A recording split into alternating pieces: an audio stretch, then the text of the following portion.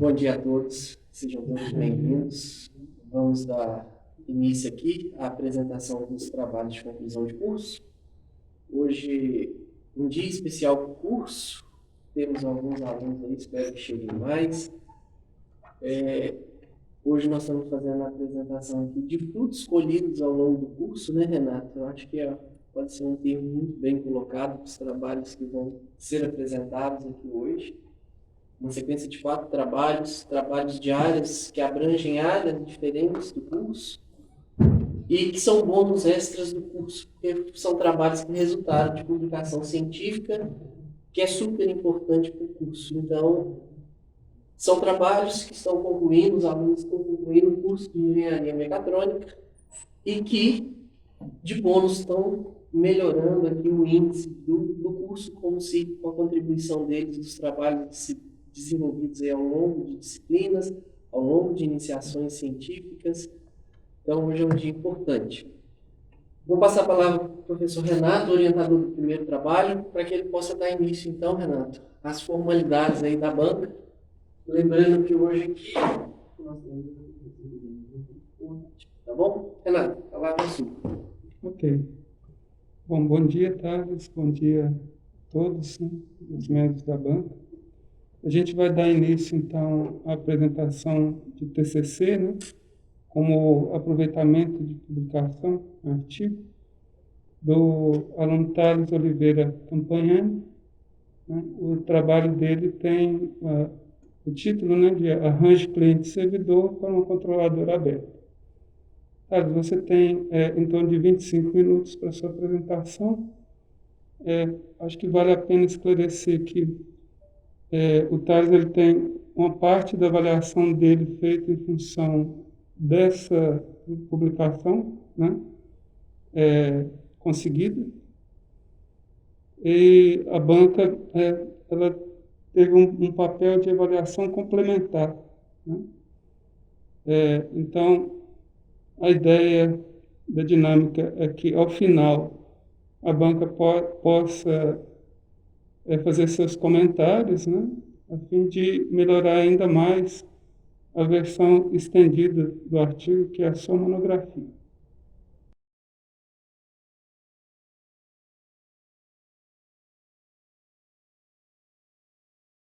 Então, vamos dar início à apresentação. Meu nome é Thales Campagnani e eu vou apresentar o trabalho Arranjo Cliente-Servidor para uma controladora aberta. Meu orientador é o professor Dr. Renato de Souza Damaso e eu gostaria de cumprimentar todos os presentes, agradecer pela presença de todos vocês e vamos dar início ao trabalho. Sumário. Eu vou, primeiramente, realizar uma introdução ao tema. Depois eu vou mostrar o desenvolvimento que foi feito durante o decorrer do trabalho. Vou apresentar os resultados e discussões. E, por fim, as conclusões que a gente chegou. Introdução. Um robô industrial é um sistema robótico utilizado para manufatura. Ele é utilizado para aumentar a produtividade das indústrias, assim como as máquinas CNC. Só que eles são de arquitetura fechada. Isso atende ao interesse das indústrias, porque as indústrias elas não querem se preocupar com questão de controle, elas querem um sistema pronto, um sistema que funcione, um sistema que atenda às normas de segurança. Então, questão de geração de trajetória, do controle das juntas do robô, a questão da linguagem de programação, é tudo fechado e fornecido pela fabricante. Entretanto, isso não necessariamente atende às necessidades da universidade, porque, dependendo das pesquisas robóticas que forem realizadas, você vai querer ter acesso aos controladores das juntas, você vai querer mudar o sistema de geração de trajetórias. Portanto, algumas fabricantes fornecem controladoras abertas. A Comal ela possui um sistema misto. Ela possui uma controladora de arquitetura fechada, que ela fornece para as indústrias, mas, para as universidades, ela oferece a opção da abertura do sistema de controle, através de uma controladora especial chamada C5G Open, que é a qual o Cefet tem disponível no laboratório de robótica, a qual nós trabalhamos com ela. Esse é o robô industrial disponível no laboratório, é um Comal Smart 6, e essa é a controladora C5G Open. Ela possui dentro dela todos os drivers de controle para os motores do robô, os sensores. Ela tem também todo o sistema de processamento lógico da geração de trajetórias, tudo dentro dela. Só que ela fornece a abertura do sistema de controle através de um computador industrial externo. Esse computador industrial, a gente consegue programar ele com uma linguagem de propósito geral, C e C++.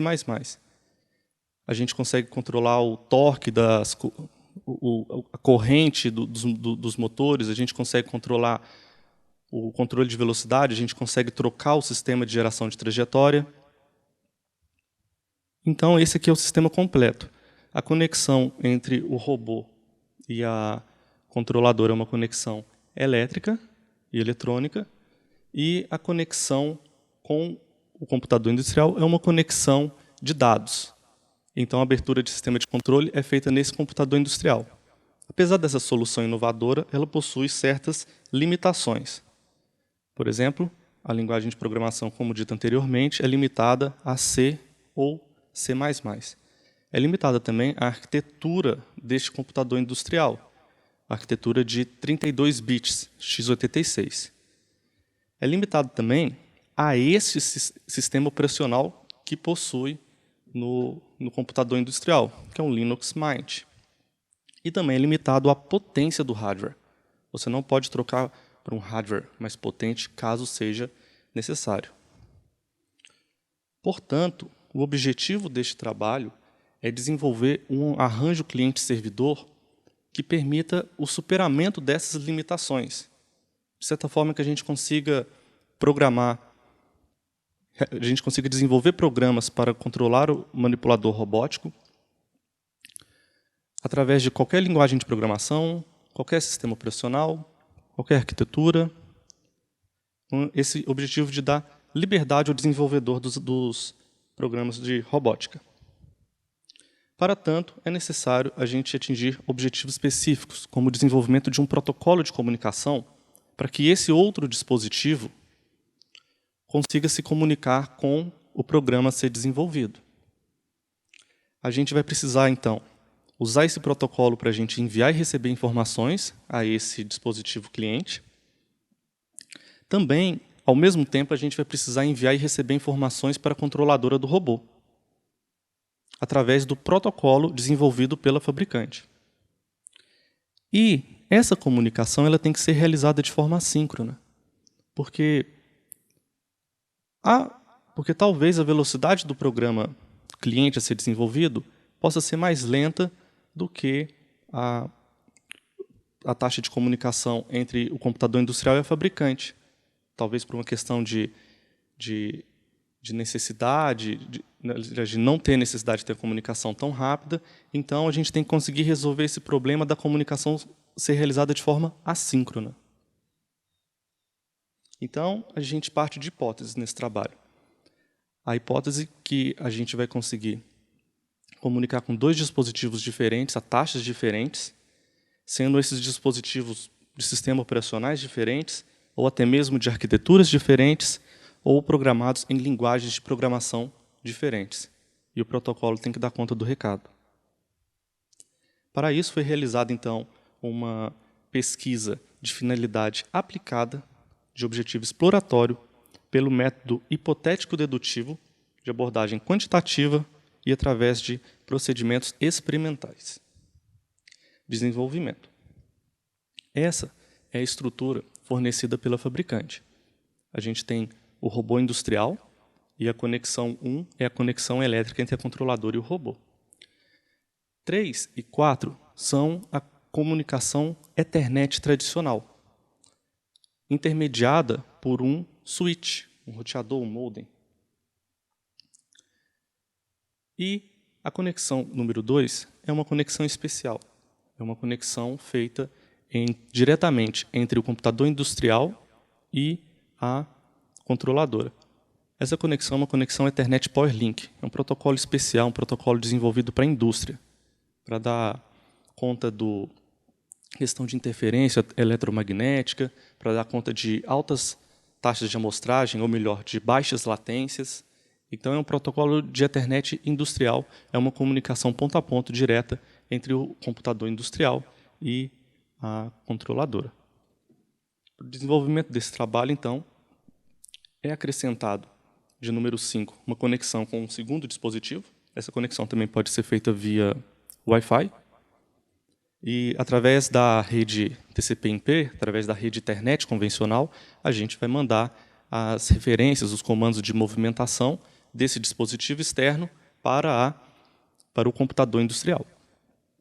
Foi acrescida também a comunicação com a rede interna do Cefet-MG, para ter acesso à internet e dos dispositivos dentro dessa rede interna do projeto. Só que, por ela estar nesse roteador separado, então ela cria uma rede interna separada do Cefet, de certa forma que a gente não precisa preocupar com questão de segurança, de autenticação. O modem, o roteador, ele realiza essa proteção para a gente. Então, essa aqui é a estrutura do laboratório. A gente pode ver do lado direito o robô industrial, com o Mal Smart 6. No meio, a gente vê a controladora do robô. E, do lado esquerdo, nós temos os dispositivos. De laranja é o computador industrial. Essa aqui é uma foto lá do laboratório de robótica. E aqui nós temos um computador pessoal e um outro computador de uma outra arquitetura, que mais para frente eu vou entrar mais em detalhes sobre esse outro dispositivo de arquitetura diferente do computador industrial, para a gente conseguir demonstrar que a gente consegue comunicar com arquiteturas diferentes. Esse foi o programa desenvolvido. Ele é o Open Server, ou seja, é o servidor do Open. A controladora ela chama C5G Open, em referência à controladora aberta. E esse é o Open Server. Aqui ele foi compilado no modo debug. O modo debug ele exibe mensagens no terminal para a gente conseguir debugar o funcionamento do programa e mostrar o que está acontecendo. Então, assim que ele inicia, ele realiza a conexão primeiramente com a controladora e, posteriormente, ele entra em modo listen, em modo de escuta. Ele está esperando a conexão de um cliente. Após o cliente se conectar, eles trocam uma mensagem para verificar se a conexão está bem sucedida. Ele envia um OK, responde um OK. Então, a partir do momento que a conexão está bem sucedida, você pode passar a enviar as referências das juntas, as referências de cada junta do manipulador industrial. Então, aqui é um exemplo que o cliente ele manda a junta e o servidor ele responde com a posição atual de cada junta do robô. E aí ele volta a entrar no modo de espera. Então, assim que o cliente envia uma mensagem, ele responde e entra em modo de espera. Eu vou dar um zoom para que vocês consigam ver melhor o protocolo. Então, o protocolo desenvolvido é uma string. Você concatena o valor de ângulo de cada junta do robô no formato de string. Então, o primeiro caractere ele informa qual que é o formato da comunicação. P é de padrão, o padrão são 5 casas decimais. Então, aqui a gente está falando que é para ele ir para 10,19999 graus. Está falando para a segunda junta ir para 15 graus, a terceira ir para 0 e as restantes ir para 10 graus. E, posteriormente, o servidor responde no mesmo formato, informando qual que é o valor atual das juntas. Então, você passa a referência e o controlador da controladora realiza a movimentação do robô para zerar o erro. Esse aqui é o fluxograma do Open Server, da controladora e do dispositivo cliente. Eu vou dar um zoom para vocês enxergarem melhor. A controladora não tem fluxograma porque ela é de código fechado, então ela é vista como uma caixa preta. A gente não sabe como que a Comal realmente implementa as funções dentro da controladora. Este, no meio, é o LPC, o computador industrial, em que roda o Open Server. E o Open Server ele tem 2 threads. E esse é o dispositivo disponível, qual que seja, um celular, um Raspberry, um notebook, que roda o programa cliente.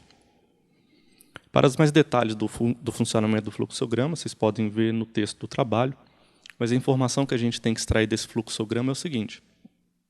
Nós temos duas threads sendo executadas no mesmo programa.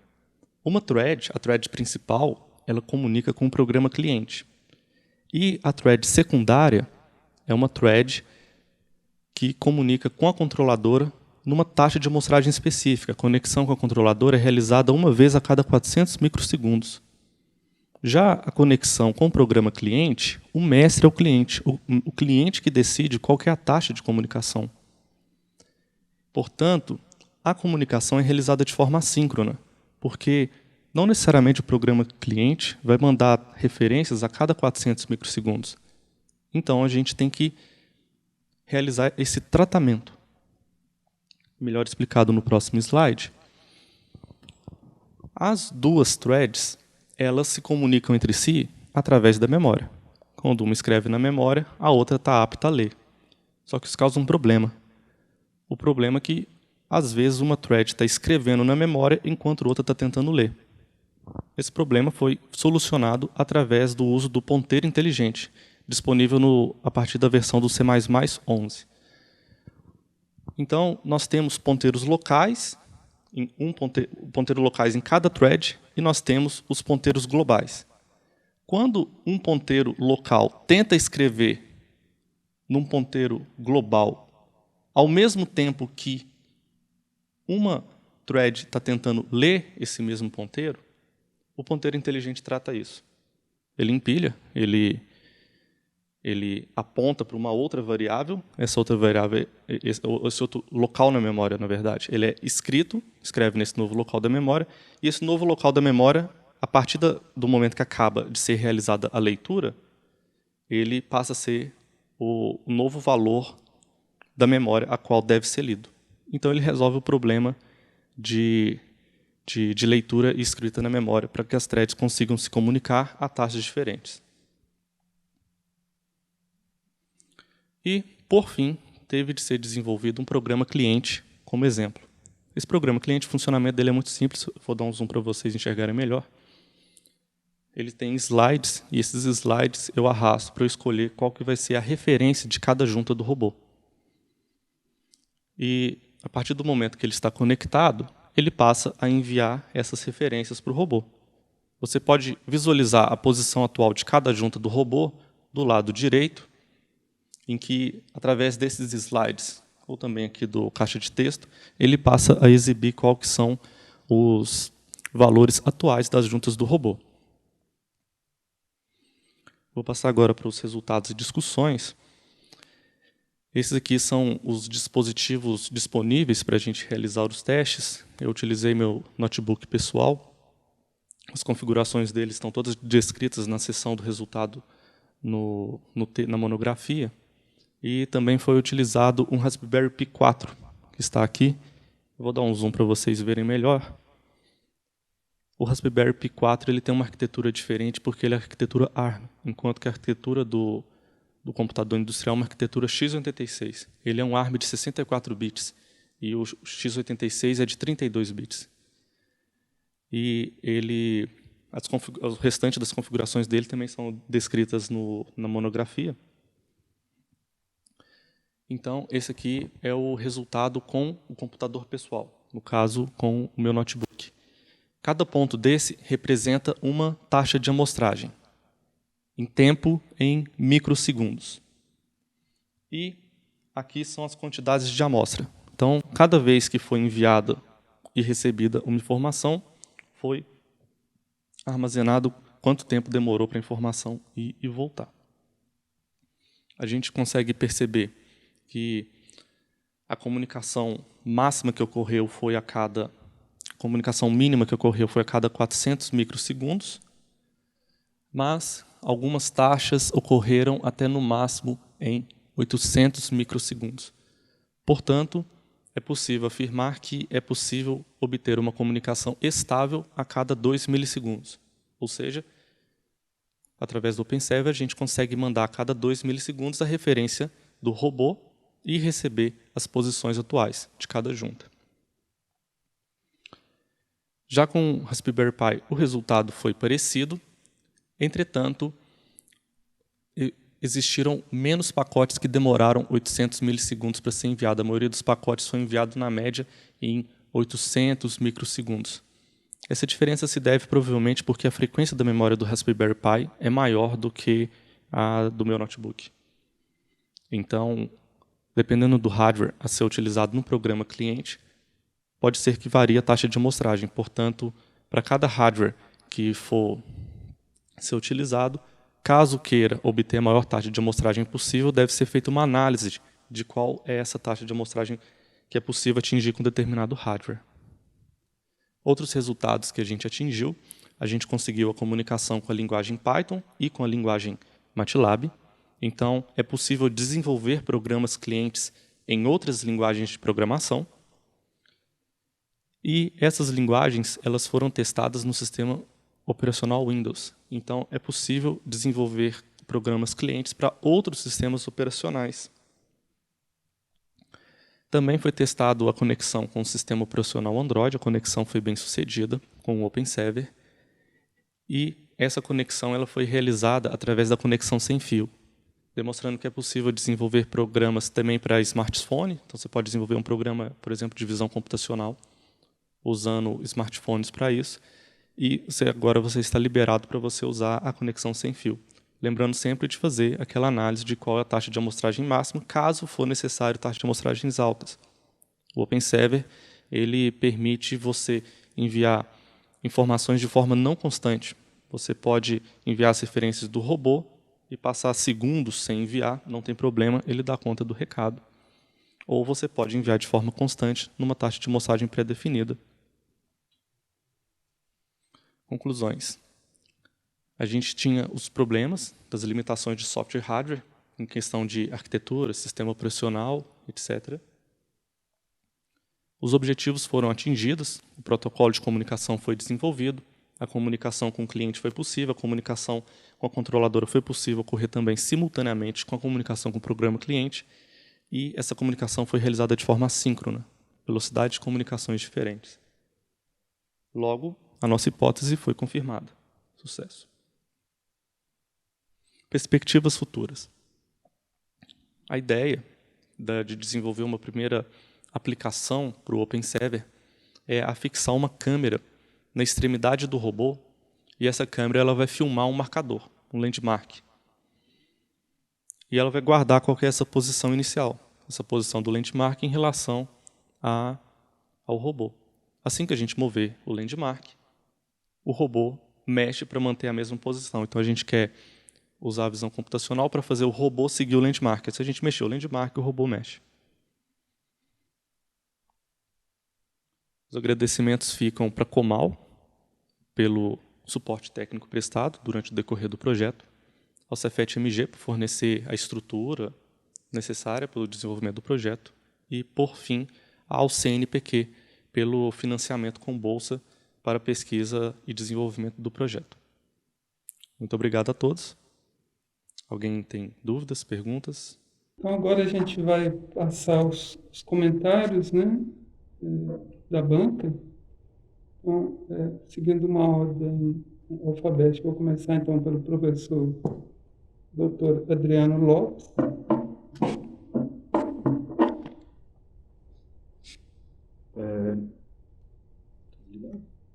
Então, bom dia a todos. Bom dia, Thales.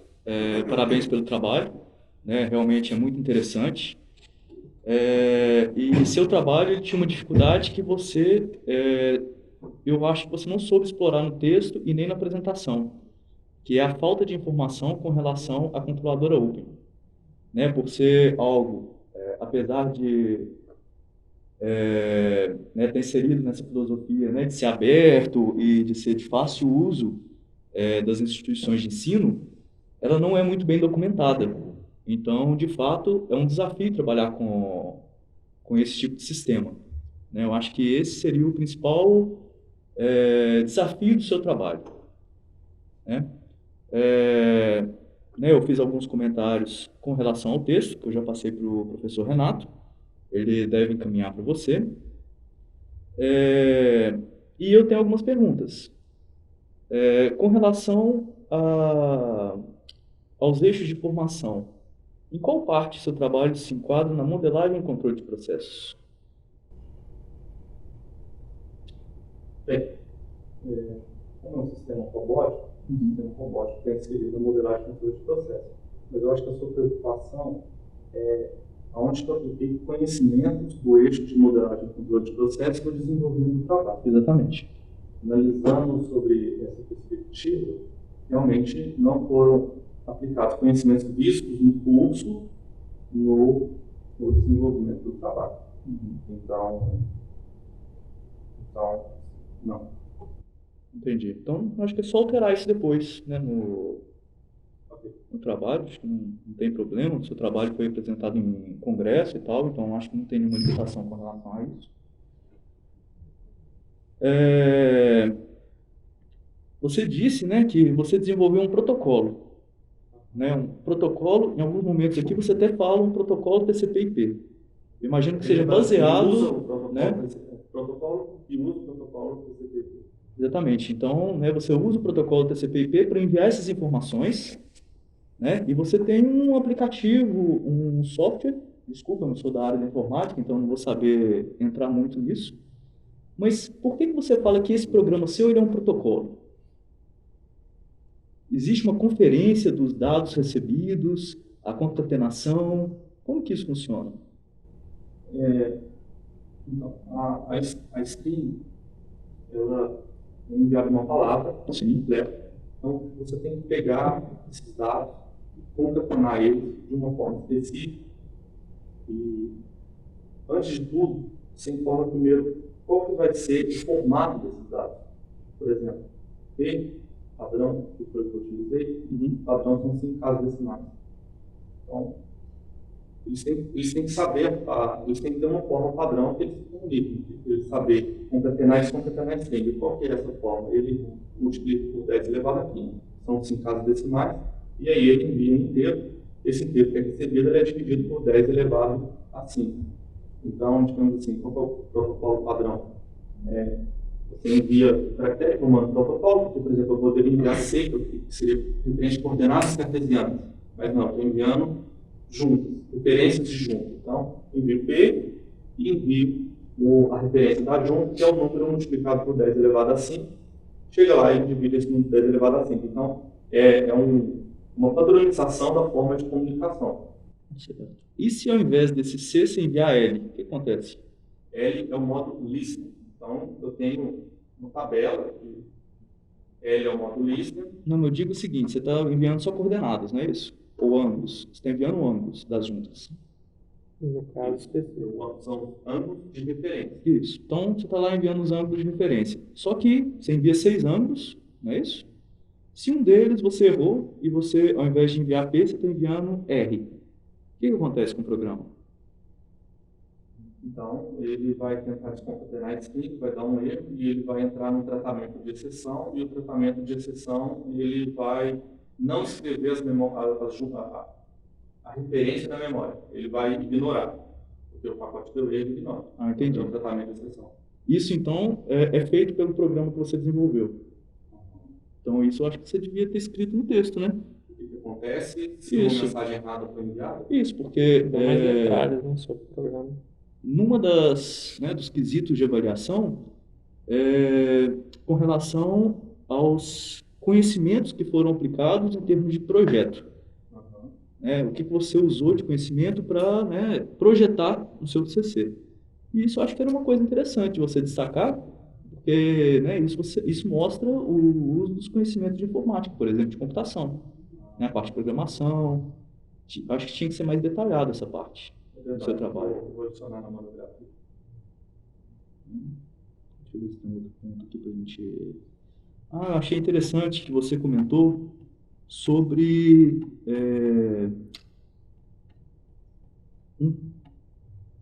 um flag que deveria ser ativado ou desativado no TP, né? para que você faça a comunicação com o robô. E você cita, né, que isso já foi um problema passado no Cefet. Você lembra uma vez que o robô ele parou de funcionar e tal? Sim. É isso, inclusive você estava falando dessa questão de o que o trabalho contribui, né? Uhum. Então, essa questão de melhorar a segurança do sistema para evitar a recorrência daquela falha, acho que também é uma coisa que precisa incluir, né? Uhum, sim. Uma, é, você fala da opção de simulação dos dados enviados, né? Você também fala do flag para poder liberar os drivers da controladora. Como que você descobriu isso?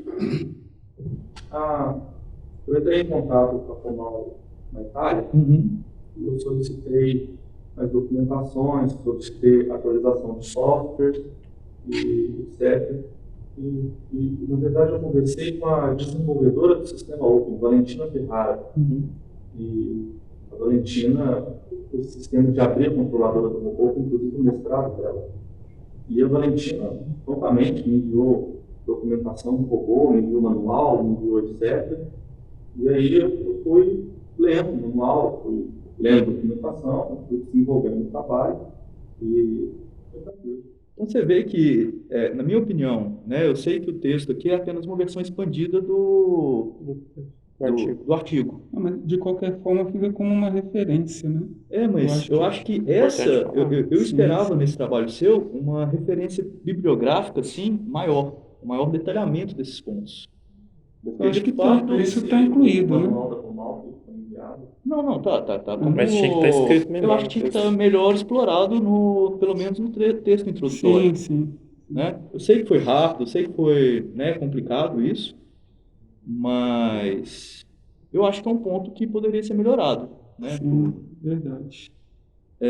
Aí você descobriu, então, que se esse flag estiver ativado, não tem como operar o robô pelo TP? É isso?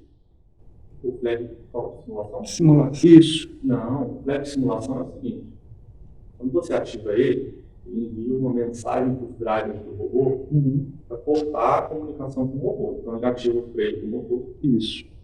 E aí ele passa a usar o estimador de status do driver, de inércia, etc., momento de inércia. E o próprio driver passa a simular qual seria a resposta do robô. Para o sistema lógico, o CLP, ele acha que o robô está funcionando. Isso é interessante. Você pode pegar o TP, acionar o OmniMove e passar a movimentar o robô. O robô real não mexe, mas virtualmente os drivers passam a realizar a simulação e o CLP ele passa a identificar como o robô está movendo. Então, isso é seguro para você realizar os testes do sistema Open, porque, por exemplo, você pode fazer controle de corrente. Se por qualquer motivo você zerar a corrente de um motor, vamos supor, do cotovelo, ele cai. Se você fizer isso na simulação, tá tudo bem. Então, essa simulação, esse modo de simulação ele foi inventado justamente para realizar os testes com o sistema Open. Só que ele também serve para fazer treinamento da Comal. Porque, por exemplo, a Comal vai dar treinamento para um funcionário e ela não quer correr o risco desse funcionário inexperiente estragar o robô. Ela simplesmente vai lá no sistema Open, ativa o modo de simulação e o funcionário ele passa a mexer o robô virtual. O robô real não mexe, ele passa a mexer o robô virtual. Mas você vai falar o seguinte: mas como que você vai ver isso? Como que você vai ver o robô mexer? E a Comal também desenvolveu um programa que chama Visual 3D. Você instala ele aqui no seu computador e se você estiver no mesmo Wi-Fi e a controladora, ele conecta na controladora via internet normal, passa a exibir o robô. Esse Visual 3D é interessante porque ele funciona tanto no robô real. Então, se você tem uma fábrica com 10 robôs, você pode usar o Visual 3D e ir conectando e ver como é que está a movimentação de cada robô. Você pode ver o robô simulado. Então você pode pegar o TP, olhar para o robô simulado, mover o robô. Você pode ir para o sistema Open Então você pode fazer um programa PDL2 e testar no modo de simulação. Ué, que legal, hein? Pode. Não, você pode usar o Open e testar na simulação. É porque o Open não vai ser virtual, a controladora não vai ser virtual, a única coisa que ele vai estimar, na verdade, são as respostas dos encontros absolutos. Entendi. Então isso é bem interessante. Isso de fato é bem interessante. Isso está bem documentado lá na monografia da Ferrara, dos documentos que ela te passou? Porque aqui você fala, né, superficialmente, tá certo que essa parte talvez está um pouco fora do trabalho. Não falar porque é de código fechado. Então a gente não sabe como que eles implementam. Eles só deixam Não, eu digo o seguinte, você descobriu como que funciona, né? Essa parte, ela está bem documentada? De Não, eu falar acho como que funciona? eu acho que vale a pena incluir esses detalhes, tá? Sim. Eu acho que não está muito bem documentado, porque a Valentina, inclusive, me mandou um e-mail. Se não funcionar, você faz isso? Se não funcionar, você faz isso. Então, Tem umas coisas também que eles meio que interromperam, né?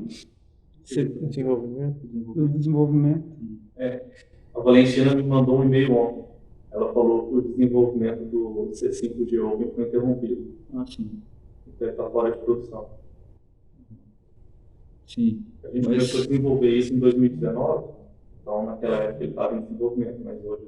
Mas nós temos a controladora aqui, né? Então para a gente não seria tanto um problema. Mas olha que interessante. Ele é Linux, né? Mas é um Linux antigo, muito antigo, 32 bits. Então, essa implementação do Thales, ele meio que liberta o sistema dessa limitação. Então, você pode trabalhar com sistemas mais atuais, porque, vamos dizer assim, o cerne, né? O núcleo do sistema Open, ele vai continuar operacional, mesmo usando essa arquitetura ou sistema operacional mais antigo. Por exemplo, o Linux que eu falo no computador é um Linux baseado no Ubuntu de 2012. Se você quiser usar o ROS, você tem que usar o ROS de 2012. Os computadores do laboratório são todos Ubuntu 2022. A gente usa o ROS também. Então, fica incompatível. Você não consegue instalar o ROS Tumble de 2022 no LPC. Mas você consegue utilizar esse ROS de 2012 para comunicar com, por exemplo, esse ROS de 2012 vai funcionar como nó. Você consegue comunicar com uma outra versão do ROS? Agora sim, né? Não, eu digo, se tem o ROS de 2012 lá, você publica um tópico. O desenvolvimento do ROS para o robô foi interrompido em 2014. Então, em 2014, eles estavam desenvolvendo o nó ROS para o computador industrial. E já em 2015, o manual já não faz mais. Em 2014, o manual fazia referência. Está em desenvolvimento o módulo ROS para o computador industrial. E em 2015, isso já saiu. Então, eles não terminaram o desenvolvimento do nó ROS. Eu estou falando o seguinte: você tem o OpenServer agora. Você pode desenvolver um nó ROS para o OpenServer. Você pega os computadores do laboratório, que tem o Ubuntu 2022, e desenvolve um nó ROS agora para o OpenServer. Isso funciona. Agora, se você quiser desenvolver um nó ROS para o computador industrial, aí já complica porque é de código fechado e você não tem acesso ao código-fonte para facilitar o desenvolvimento do módulo do nó. O problema todo é que os sistemas Linux eles são sempre atualizados. Então, as bibliotecas e a implementação, para funcionar diretamente no RPC, também teria que ser atualizado a cada 2 anos, mais ou menos, né? Pela Comal. E o Thales recebeu esse e-mail informando que eles tinham interrompido essa atualização. Então, como manter o sistema funcionando com as coisas atuais, né? Com o sistema operacional e tudo mais. A forma foi fechando isso no núcleo, né? Encapsulando e gerenciando a comunicação para que não haja aquele tipo de erro que deu no passado. Entendi. A URL é uma biblioteca muito completa, ela tem inúmeras funções, funções que controlam velocidade, funções que controlam corrente, funções que controlam torque, funções de matriz de Nernst. O que o OpenServer faz é expor só um subconjunto das funcionalidades, que são as funcionalidades de posição, funcionalidades de posicionamento do robô. Então a gente lê as posições do robô, sejam elas em coordenadas cartesianas, sejam elas ângulos de chumbo, e a gente envia referências de posição. Certo. Tá. Uma coisa que não ficou muito clara para mim é o OpenServer. Ele foi desenvolvido por você ou ele é um programa oferecido pela Comal? Não, fui eu que desenvolvi. Você desenvolveu o OpenServer? Eu desenvolvi o OpenServer usando a biblioteca da Comal. A Certo. biblioteca é a EORL, Uhum. é a Biblioteca Robótica Realística Melhorada. Então, ela é uma biblioteca para C. O OpenServer foi desenvolvido em C++. Então, a gente faz um externo, né, para a gente poder usar as bibliotecas de C. E eu desenvolvi o OpenServer em C++ para realizar essa comunicação com TCP/IP, usando classes, etc. É mais fácil. E aí eu usei a biblioteca, mas o OpenServer foi desenvolvido por mim. Entendi. Porque a Comal ela traz alguns exemplos, né? Eu só recebi um exemplo, que é o dentro do C5G Open. E ele é um exemplo bem complexo. Ele consegue controlar joystick, consegue controlar o robô com o joystick, consegue controlar o robô com o teclado. Eles fizeram um exemplo que tenta abordar o máximo de funcionalidades possíveis da EORL em um exemplo só. Entendi. Mas Em eles um usam... exemplo só. Mas eles implementam, por exemplo, essa parte da conexão TCP/IP, de fazer a conexão com a controladora, de abrir a conexão, de enviar os dados. TCP/IP não. Sim, existe uma conexão TCP/IP, mas essa conexão TCP/IP entre o computador industrial e a controladora é só para receber um arquivo. E qual arquivo é esse? É o arquivo que tem todas as informações do robô específico. No nosso caso é o Comal Smart 6, então tem lá qual é o momento de Nernst de cada junto, o centro de gravidade, qual que é o torque máximo do motor, e ele usa esse arquivo para ele simular um robô, o mesmo robô no computador industrial. E a partir dessa simulação, a partir dessa cinemática direta e inversa, que ele manda as referências de torque, ou as referências de velocidade, ou as referências de posição para a controladora. Só que aí a conexão muda. Ela começa a TCP/IP para trocar esse arquivo, e depois ela é feita via port, comunicação direta entre o computador industrial e a controladora. Ela começa com TCP/IP, internet convencional, e passa para a internet industrial, para a internet corrente. Tá, então na hora que você começa essa conexão PowerLink, o que você envia do computador para o robô? Eu não sei, código fechado, talvez tenha alguma coisinha na Não, mas, documentação. por exemplo, seu programa, você tentou... você fez os sliders lá para variar o valor das juntas, não é isso? Do ângulo das juntas. Você enviou algo para o robô simular, não? Ah, Muita documentação. Aí, volta um pouco, por favor. Isso, aí. Né, você fez esse programa, né, você estabelece a comunicação, e aí você está enviando algumas informações para o robô. esse aqui eu estou enviando para o servidor. Ah, para o servidor. Então você não chegou a controlar o robô propriamente dito. Não. Esse aqui é um programa cliente, ele roda no meu notebook. Certo. O servidor, ele fica dentro do Do computador RPC. industrial. O servidor, ele é uma ponte de comunicação.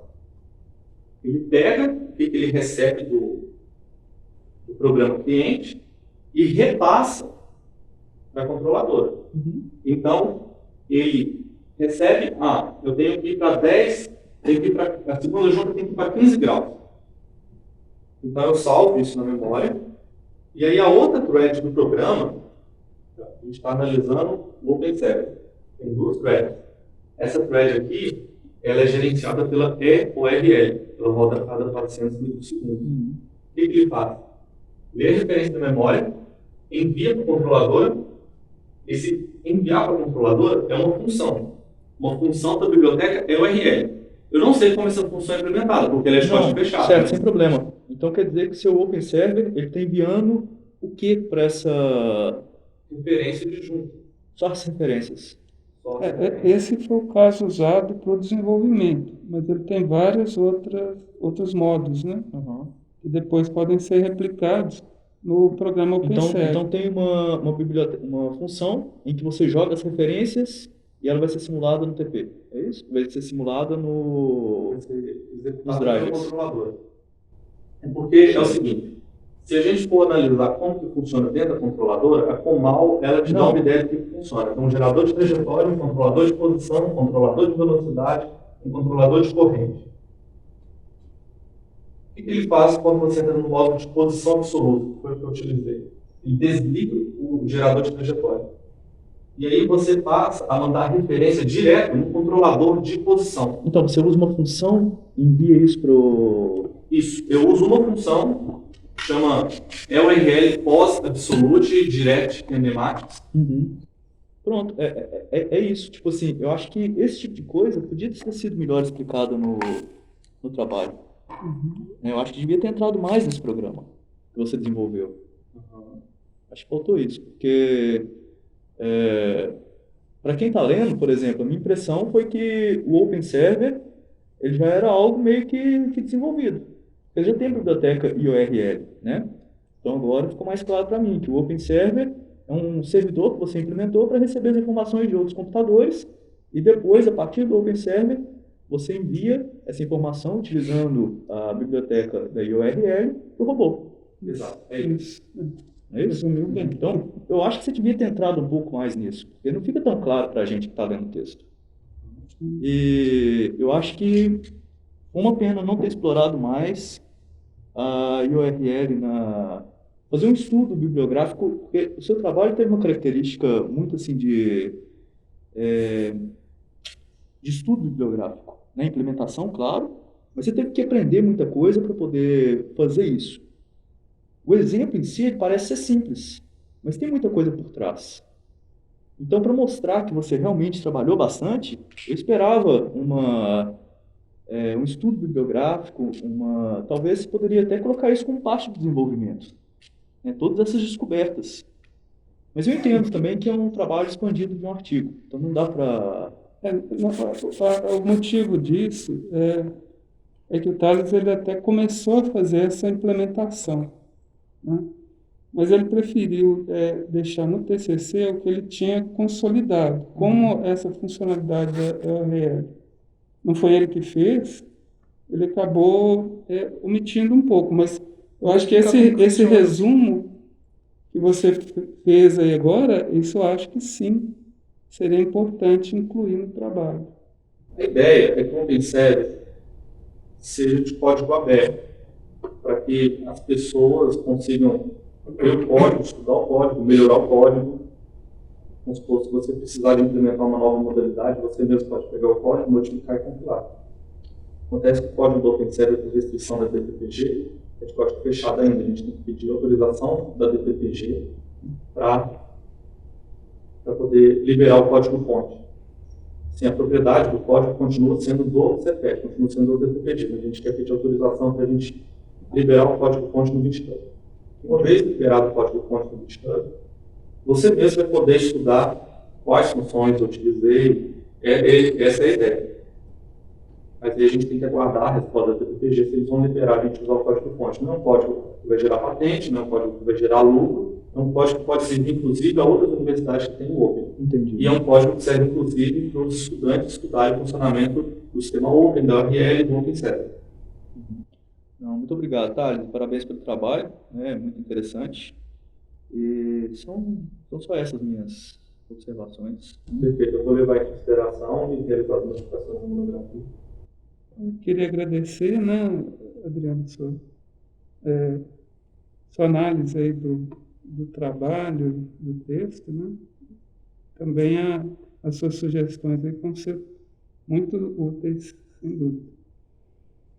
Bom, na sequência, então, agora a gente vai passar a palavra para o professor Daniel Alves, para que ele faça seus comentários e questionamentos. Obrigado, Renato.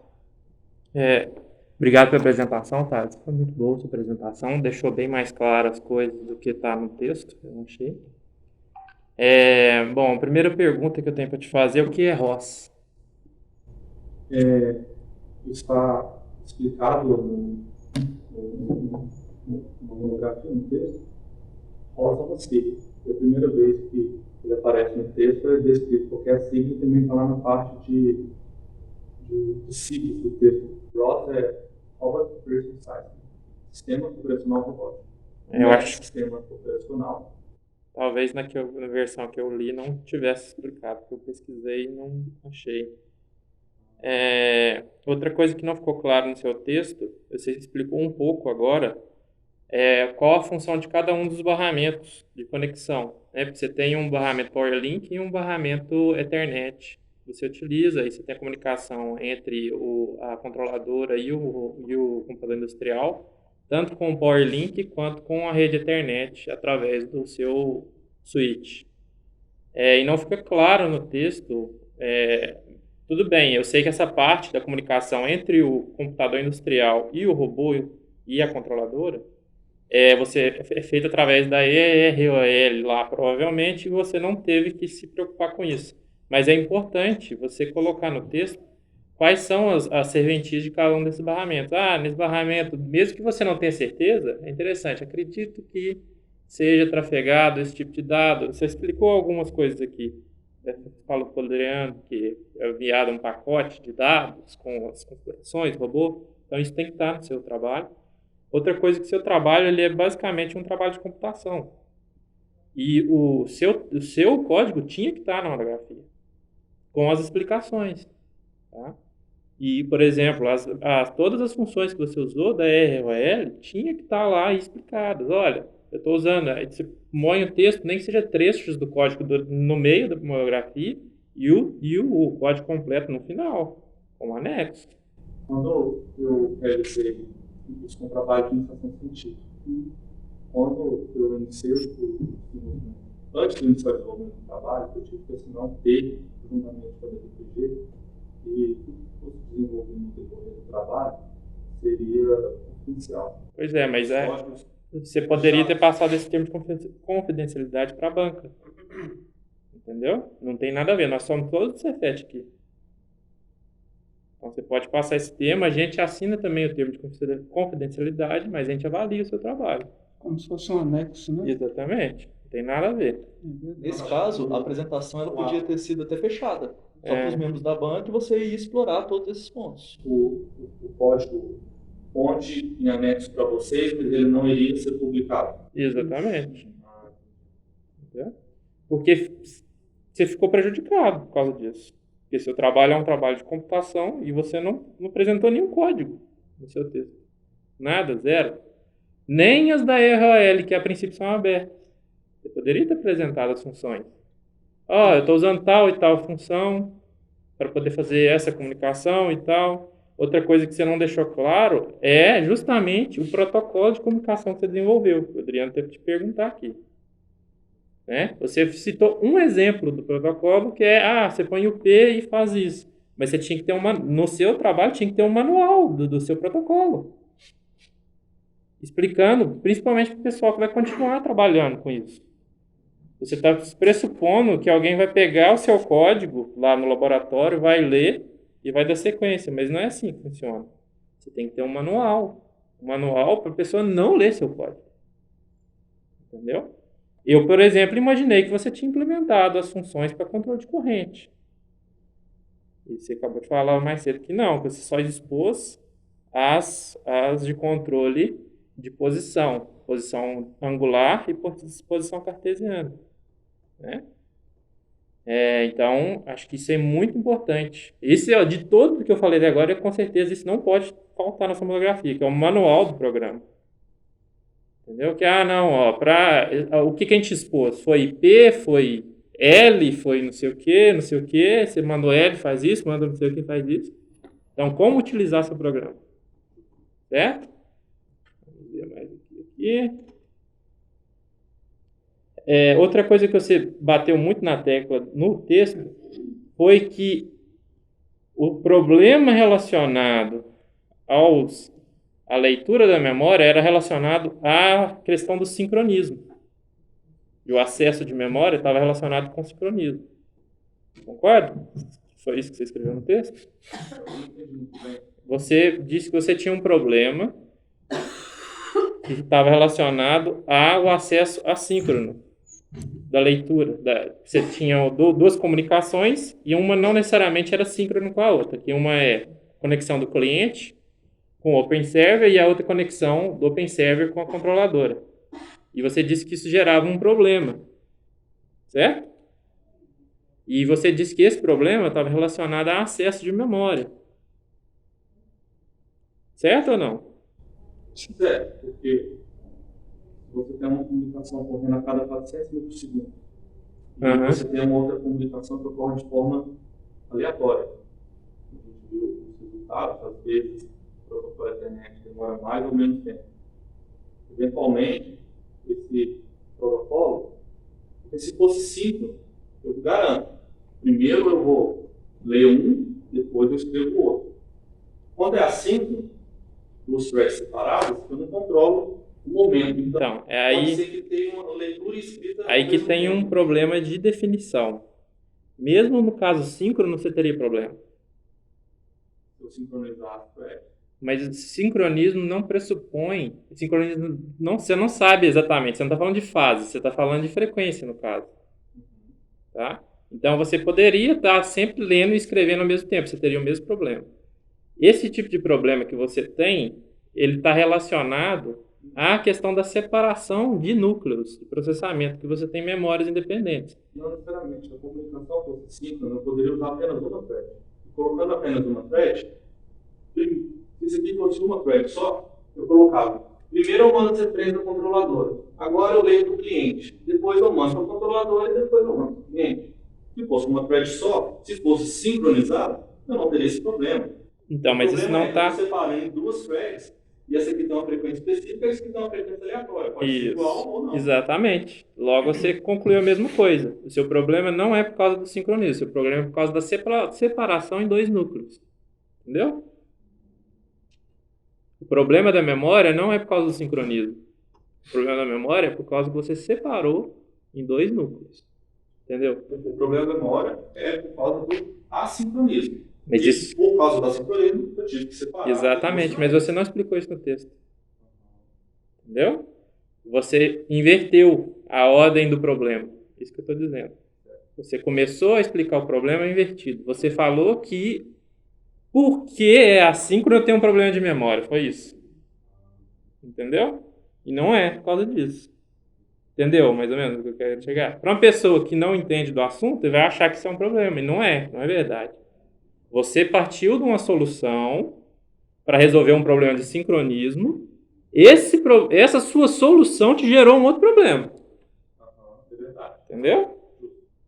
É isso que eu queria deixar claro. Outra coisa é que você não precisava ter usado aquele ponteiro inteligente, tá? E mesmo em C a gente faz isso, resolve esse problema. Né? A gente usa o esquema de sinais, flags e tudo mais, e você resolve esse problema do mesmo jeito. Você parte com a solução mais fácil.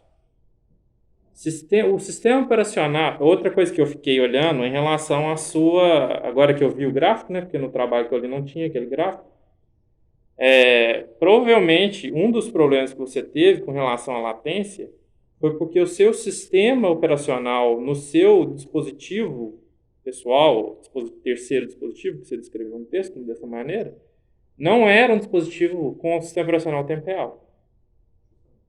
Tá? Então, esse link aqui do Raspberry é um kernel genérico, enquanto o kernel do computador industrial é um kernel real-time. Então, aquelas colocações que você colocou lá em relação ao motivo, não é por causa daquilo que está lá, é porque você usou um sistema operacional que não é tempo real. Por isso que você teve aquela distribuição de latência daquela maneira. Tá? Então, para você resolver isso, caso seja importante, né, igual você mesmo colocou no texto, uma taxa de atualização maior do que aquela de 2 milissegundos, você vai precisar do sistema de tempo real, não tem jeito. Tá? Isso é por causa da latência do sistema operacional, não é por causa da latência da comunicação. Tá? Outra coisa... Então, eu ia te perguntar se você podia enviar a corrente, né, de referência, né, porque eu imagino que a controladora não deve abrir mais do que isso, né, não deve abrir o controle do PWM, né, no máximo que ela deve abrir é referência de corrente, né. Corrente torque. Mas aí você já falou que você não expôs isso no seu Open Server, né. E a outra pergunta é por que TCP/IP? Primeiro a colocação do Adriano, que no seu texto ficou falando que você está desenvolvendo a pilha TCP/IP, parecendo que você tem que desenvolver a pilha TCP/IP no seu código, porque você fala que está desenvolvendo um protocolo TCP/IP, está escrito assim no texto. Tá? Então você tem que corrigir isso no texto para todo lado. Você realmente desenvolveu um protocolo sobre TCP/IP. Realmente é um terceiro protocolo que você está desenvolvendo, protocolo proprietário seu. Mas ele é sobre o TCP/IP. Você fala que você desenvolveu um protocolo TCP/IP. Entendeu? Sobre TCP/IP. Não tem nada de errado nisso, não. Isso está certo. Agora, por que TCP/IP? Você não deu justificativa em lugar nenhum do seu texto. Por que você escolheu TCP/IP? Talvez o DP resolva o problema. Com certeza o DP resolve, porque eu fiz exatamente isso. O DP. E eu fiz exatamente esse trabalho seu em 2010. Exatamente isso aí que você fez, eu fiz lá em 2010. Em PDL2 com o DP. Funcionou tranquilamente. Tá? O UDP, você reduz bastante o overhead. E além do mais, tem outras coisas para usar. Eu tenho uma justificativa. Vai lá.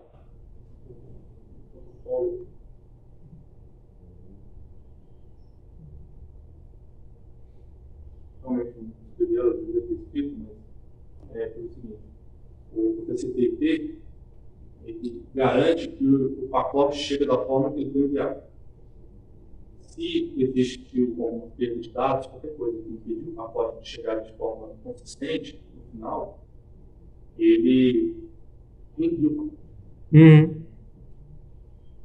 Se eu enviasse via UDP, se houvesse alguma perda de dados, alguma alteração no pacote, se o pacote não chegasse de forma concisa, poderia entrar na situação que o Adriano falou. E se isso aqui não fosse zero, se de repente aparecer um R no meio do caminho? Não, no DP não acontece. Não acontece? Não. No DP você pode perder o pacote, mas ele tem checagem. Ele garante que o pacote chega. Ele garante que o pacote está correto. Ele não te garante entrega. Mas numa rede local, você está trabalhando? Então eu interpretei errado na hora de... Mas tem outros protocolos que garantem entrega, que são muito mais leves do que TCP/IP. Por exemplo, MQTT.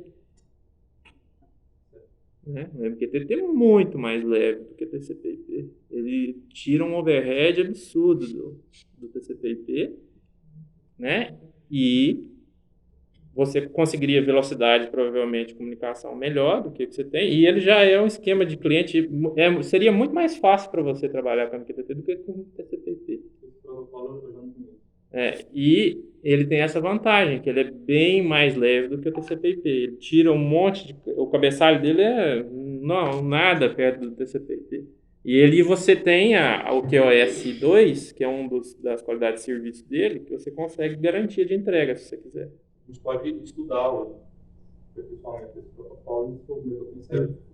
Só estou te falando que é o seguinte, como esse é um trabalho acadêmico, seria interessante você justificar no trabalho, mesmo que seja uma justificativa, olha, eu usei esse porque era, sei lá, o que eu sabia, ou alguma justificativa você tem que colocar, né? E colocar lá nos finalmente lá do seu trabalho, lá, sugestões. Olha, a gente não explorou nesse trabalho, mas a gente poderia ter feito com DP, com MQTT, sei lá, com mais o que, com serial.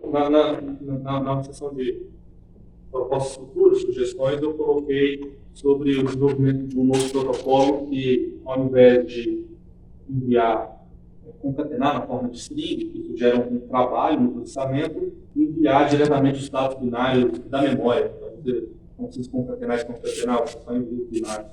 Isso era outra coisa que eu ia te falar. Também isso aí vai influenciar em quase nada, visto o seu overhead. Porque olha o pacote que você está enviando. Isso aí é muito pequeno. Então, isso aí não... Tipo assim, você tem razão. Se você enviar binário, você vai reduzir o número de dados. Mas eu tenho certeza absoluta que se você fizer essa modificação com a estrutura que você tem, você não vai ter modificação nenhuma nas suas latências. Porque isso é nada de dado. Seu cabeçalho é muito maior que isso. Muito maior que isso. Depois você dá uma olhadinha no tamanho do número de bytes que você envia de cabeçalho toda vez que você está fazendo essa comunicação. Então não vai resolver. Aí você vai passar, hoje aí você está com quantos caracteres aí no máximo? Quando você manda tudo cheio aí? Você deve estar com 5. Varia, porque se for 0, diminui, agora se for, por exemplo, 1 grau... Então, mas no máximo você tem 5 por eixo, são 6, né? 30 mais 1, 31 caracteres. Mas você tem que considerar que isso pode ser 100 graus, né? 100. Dá 7, 8. Então, vamos falar que seja 40. Você vai passar de 40 bytes para 20 bytes. Né? Não vai mudar nada na sua latência. Tá? Agora, se você trocar para protocolo, talvez você consiga melhorar. Mas ainda assim, você vai continuar com o problema do sistema operacional. Beleza? O objetivo maior do OpenServer não é garantir altas taxas de amofragem, porque a URL precisa de altas taxas de amofragem para controlar o torque da junta do motor. Mas como o objetivo do OpenServer é posicionamento, se houver alguma perda de dados, alguma latência, algum atraso, o que vai acontecer é que o robô vai ficar parado. Diferente. Hoje o objetivo do OpenServer é posicionamento. Mas você concorda que se você conseguir expor, como o Renato mesmo colocou aqui, para isso ser um trabalho que vá dar condições do hardware todo perseverar por mais anos, você tem que tentar expor o máximo possível de funcionalidade, né? Porque a princípio a ideia seria não mexer mais naquele computador industrial. E o OpenServer deixa ficar quietinho lá, funcionando beleza, um sistema já validado e tudo mais, e a gente trabalhar nos computadores externos. Então, hoje, no seu trabalho, você trabalhou com composição e tudo mais, mas com certeza, o mais interessante é que ele exponha tudo que você tem lá na URL para conexão externa, né? Isso é o interessante. E isso foi discutido. Uhum. E a conclusão que foi chegando é a seguinte: se precisar, a gente pode desenvolver o OpenServer 2 que expõe a funcionalidade. Mas o objetivo do OpenServer é principalmente ser simples.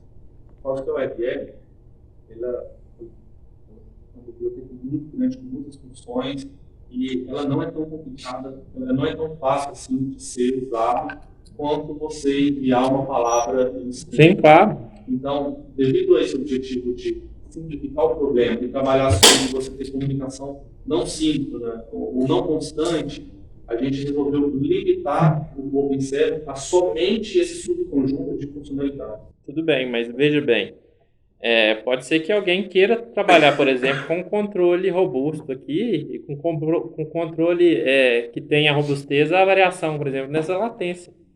Um controle com variação do quê? De atraso, que é o que o povo gosta de trabalhar aqui, inclusive. Né? E aí a gente desenvolve o OpenServer 2. Isso. Mas esse OpenServer aqui foi feito para ser simples, não constante. Isso, exatamente. Por isso, várias linguagens de programação. e é por isso que é importante você colocar a documentação das funcionalidades lá da URL tratadas no seu trabalho também, pelo menos as que você já utilizou. Entendeu? Era isso. Obrigado. A gente que agradece, Daniel, essas dicas que você deu, né, essas sugestões, a gente com certeza vai analisar, né, vai se informar melhor e considerar isso também para os próximos desenvolvimentos. Bom, a gente está passando um pouco do horário, né? Então eu vou tentar ser breve e aproveitar então esse tempinho meu de fala, né, para principalmente reconhecer, né, Tati, o seu interesse, né, na área, e também essa sua coragem, né, de ter topado esse desafio diante de um problema que a gente tinha no laboratório, né, de uma certa insegurança no uso do sistema Open, né, tentar contribuir, né, para que, primeiro, né, se pudesse conhecer um pouco mais, através aí dos contatos com o pessoal da Comal e também o pessoal da Itália, né, e também a questão de ter essa possibilidade, né, de ter um trabalho com mais segurança, em termos de ocorrer algum evento, né, indesejado no programa que está sendo desenvolvido, não refletir, por exemplo,